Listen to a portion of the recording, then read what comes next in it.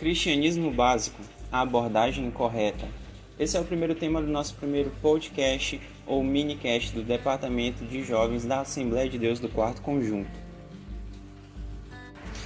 Então, para quem ainda não me conhece, eu me chamo Lucas Fabrício e faço parte do Departamento de Jovens da Assembleia de Deus do Quarto Conjunto, junto com a Fabiane Martins e a Ana Regina. E possivelmente estarei responsável por lhes trazer o conteúdo a este canal, conforme o andamento das temáticas sugeridas para o ano. Mas o que muitos devem estar se perguntando é: por que criar um podcast? A intenção é que todos no grupo tenham conhecimento dos assuntos que estão sendo abordados em nossos cultos e encontros, e também para refrescar a memória dos demais para as próximas exposições, tendo em vista que nós estamos seguindo uma linha de raciocínio lógica para as temáticas escolhidas, com base no livro do pastor e teólogo anglicano John Stott. E já nesse primeiro episódio nós vamos relembrar o tema da nossa primeira exposição, o que vai nos ajudar muito no entendimento do próximo tema a ser abordado, a pessoa de Cristo.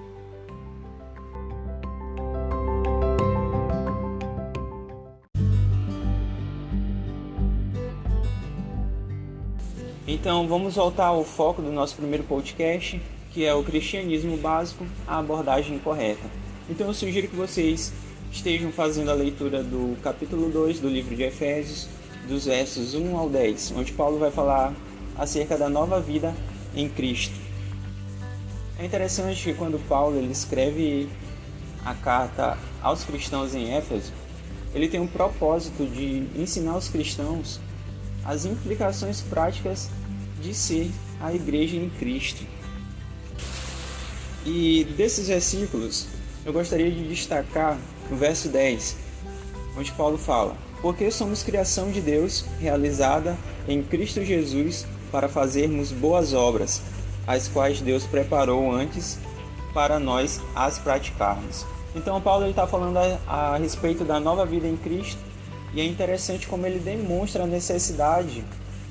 nossa necessidade de praticar aquilo que conhecemos. Então ele faz aí uma conexão entre o conhecimento e a ação, ou seja, a gente precisa agir baseado naquilo que a gente conhece.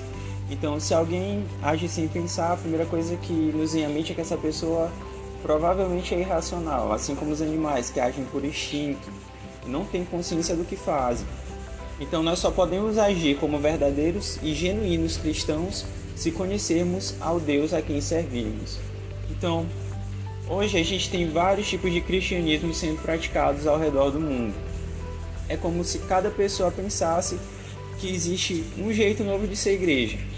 E as concepções do cristianismo, elas acabam se tornando diversas e muitos acabam ignorando a Bíblia como base fundamental e o sustentáculo do verdadeiro cristianismo. Então, se as pessoas elas têm a concepção distorcida do cristianismo verdadeiro, é muito improvável que elas tenham uma ação e um comportamento que sejam coerentes ao que é esperado de um verdadeiro cristão. Então, pensando dessa forma, nós temos a necessidade de conhecer ou revisitar conceitos que nos entregam uma base consistente para viver o verdadeiro evangelho.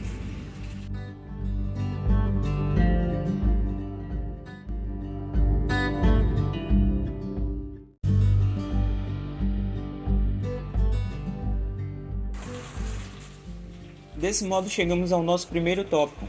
Qual o conceito que as pessoas têm do cristianismo? Para a resposta a essa pergunta, é interessante como o John Stott ele iniciou seu livro Cristianismo Básico com a citação seguinte: hostis à igreja, cordiais para com Cristo. Então ele mostra a aversão que as pessoas têm em relação à igreja, porém a cordialidade que elas têm para com Cristo. Então essas são palavras que descrevem um grande número de pessoas da atualidade, especialmente jovens. São pessoas que enxergam a contradição entre o fundador do cristianismo e o estado atual da igreja que foi fundada por ele. Elas entendem também que os ideais de Cristo são incorruptíveis, mas enxergam a contradição de muitos que afirmam ser seus seguidores. Elas entendem que Jesus Cristo era indiscutivelmente fiel a Deus e sempre praticava aquilo que pregava.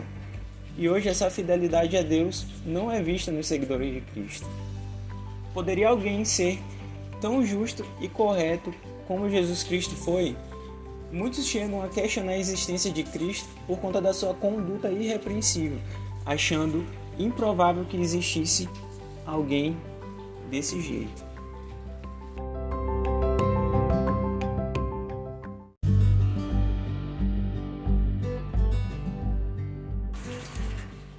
Chegamos então ao nosso segundo tópico, a veracidade da existência de Jesus.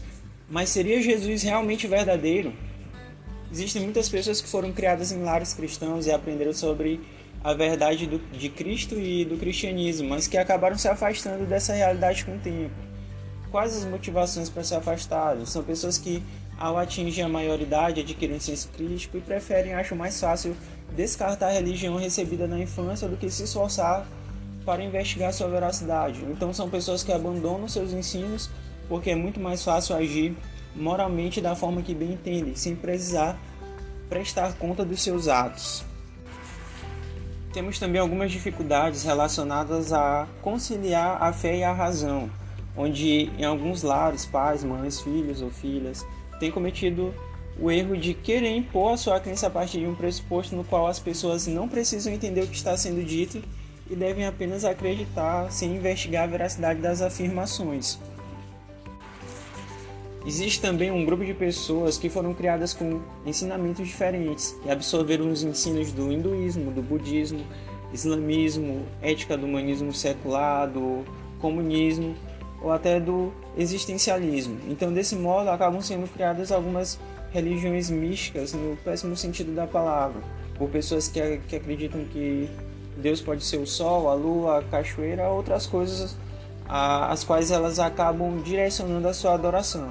Então é criado assim um certo tipo de religiosidade. Mas um ponto de concordância entre esses grupos de pessoas é que quando elas ouvem falar de Jesus, elas não conseguem esconder facilmente o fascínio que ele lhes desperta.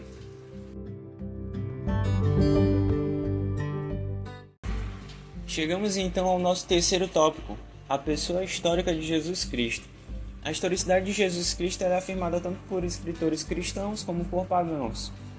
A história da humanidade é dividida em antes de Cristo e depois de Cristo. Ou seja, Jesus Cristo ele foi completamente humano. Ele nasceu, cresceu, trabalhou, suou, descansou, dormiu, comeu, bebeu, sofreu e morreu como todos os homens. Ou seja, ele tinha um corpo humano real e emoções humanas autênticas. Cristo somente não pecou.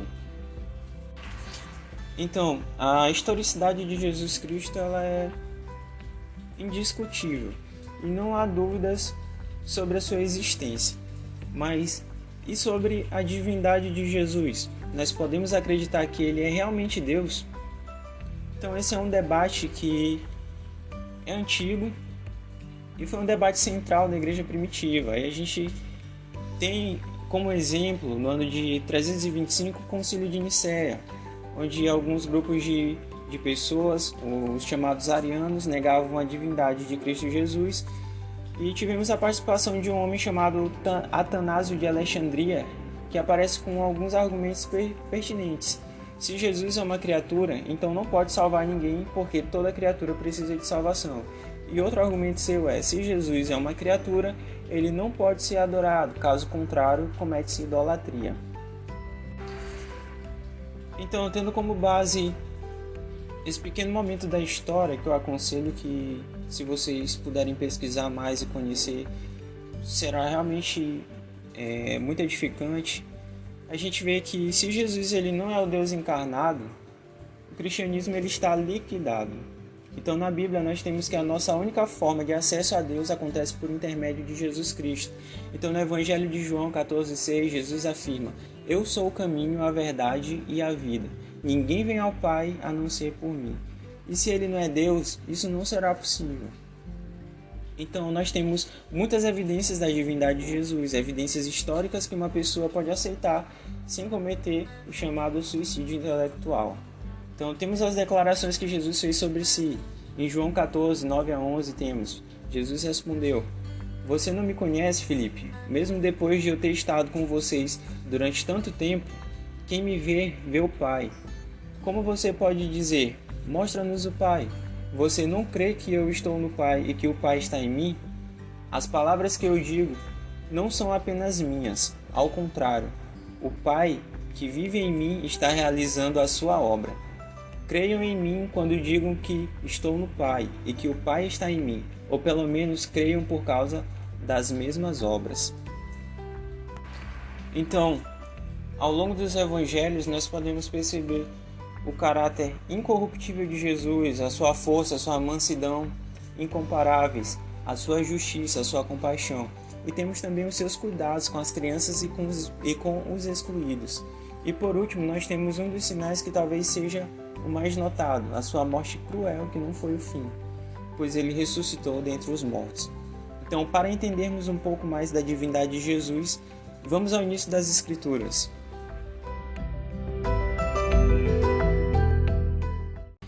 Então, no capítulo 1 de Gênesis, no versículo 1, vemos que Deus ele toma a iniciativa na criação, que diz assim: no princípio criou Deus os céus e a terra.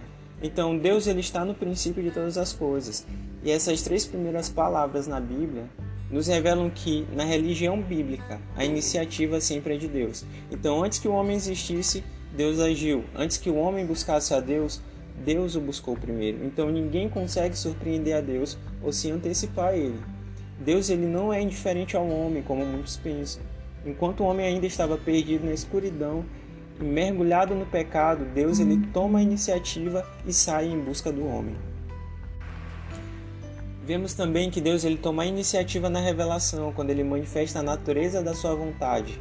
Quando, no livro de Hebreus, capítulo 1, dos versos 1 ao 3, diz assim: há muito tempo Deus falou muitas vezes e de várias maneiras aos nossos antepassados por meio dos profetas, mas nesses últimos dias falou-nos por meio do Filho, a quem constituiu o herdeiro de todas as coisas e por meio de quem fez o universo. O Filho é o resplendor da glória de Deus e a expressão exata do seu ser, sustentando todas as coisas por sua palavra poderosa.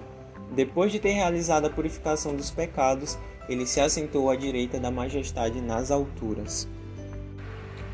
E assim nós vemos também que Deus tomou a iniciativa na salvação, quando em João 3,16 fala: porque Deus amou o mundo de tal maneira que deu seu Filho unigênito, para que todo o que nele crer não pereça, mas tenha a vida eterna. Desse modo nós podemos afirmar que Deus criou, Deus falou e Deus agiu. Se Deus falou, a sua maior palavra para o mundo é Jesus Cristo. Se Deus agiu, o seu ato mais notável é a redenção do mundo através de Jesus Cristo. Então isso significa que o cristianismo, ele de maneira alguma se resume a palavras piedosas, porque Deus falou e agiu por meio de Jesus Cristo. Então, o evangelho, o cristianismo, não se trata de um convite para o homem fazer alguma coisa. Acima de tudo, é uma declaração do que Deus fez por nós em Cristo. Chegamos ao entendimento de que Deus falou. Mas, se Deus falou, como o homem pode entender o que Deus falou? Qual a capacidade que a mente finita humana tem para entender um Deus que é infinito? É interessante que Paulo ele fala o seguinte aos romanos: ó profundidade da riqueza da sabedoria e do conhecimento de Deus, quão insondáveis são os seus juízos e inescrutáveis os seus caminhos. Quem conheceu a mente do Senhor? Ou quem foi o seu conselheiro? Quem primeiro lhe deu para que ele o recompense? E Jó, que foi questionado por seus amigos no capítulo 11, quando eles disseram: você consegue prescrutar os mistérios de Deus? Pode sondar os limites do Todo-Poderoso? São mais altos que os céus. O que você poderá fazer? São mais profundos que as profundezas. O que você poderá saber? Seu comprimento é maior que a terra e a largura é maior que o mar. Então, se Deus não se revelasse, o homem continuaria em seu estado pecaminoso, sem poder fazer nada para mudar o estado da sua vida.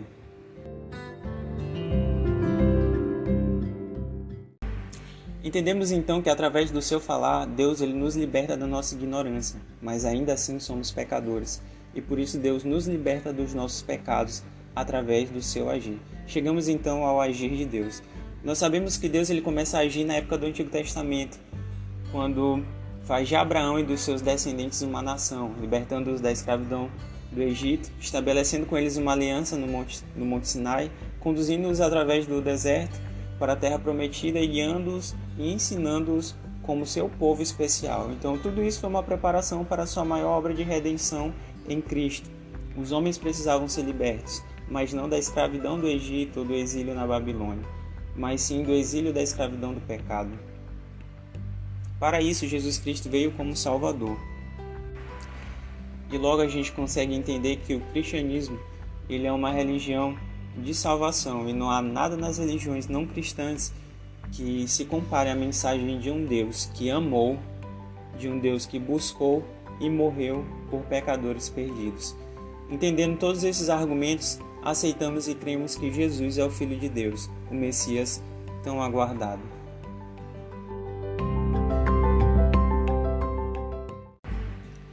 E chegamos assim ao nosso quinto tópico. O cristianismo não é meramente aceitar que Jesus é Filho de Deus.